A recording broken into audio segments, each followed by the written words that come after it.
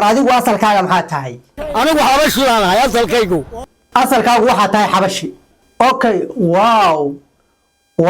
garanay adigu waxaa tahay xabashi asalkaaga adigu aynu ku fahmay bal adiguna adeer Ethiopia abtuuyi anigu hooyadayda xabashiyad weeye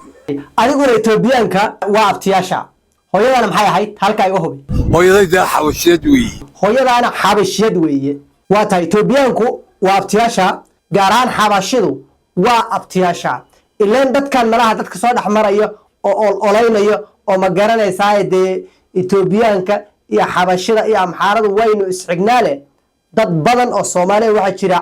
oo asalkooda ay xabashi tahay kuwa kalena waxa weeye abtiyaal bay u yihiin waxa weeye de wiil abtigi kuma gafi kara de abti mar waliba waxa weeye la jirto u dhimrisa weey wiil abtigi kuma gafi kara waa tahay halka ay joodinka xilibaan adiguna maxaa tahay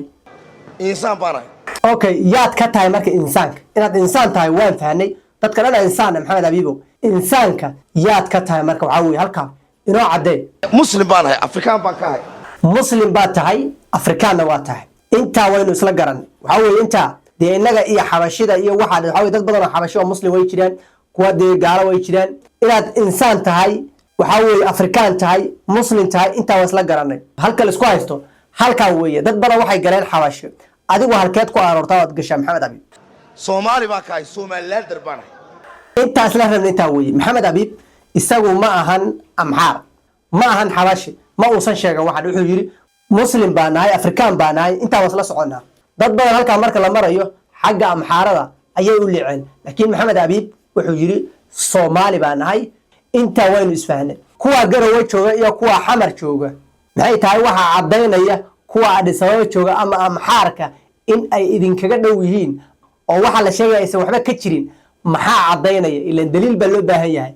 kuwa garowe jooga iyo kuwa Muqdisho jooga maalintay dhibaata dhacdo ee suuqeenu gubto xabashi noo rurtay ma aragteen xabashi milii soo dirtay ma aragteen wax isku ahaantii sheegaysa haddaba dadka area ku wada nool waa sidane rabbi ka cabsa iyo rag iska celi meel islama galaan Soomaalidu waxa weeye markay qof is qabtaan inta badan 90% waxay u xusulla duubtaan nin iska celi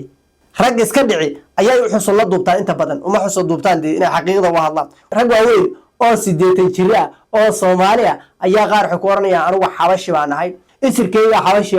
xabashi baan ahay mid kale wuxuu ku leeyahay de waa abtiyaashayba de rag waaweyn oo 80 jir ah ayaa waxay ku doodayaan in ay xabashi yihiin isirkooda uu xabashi yahay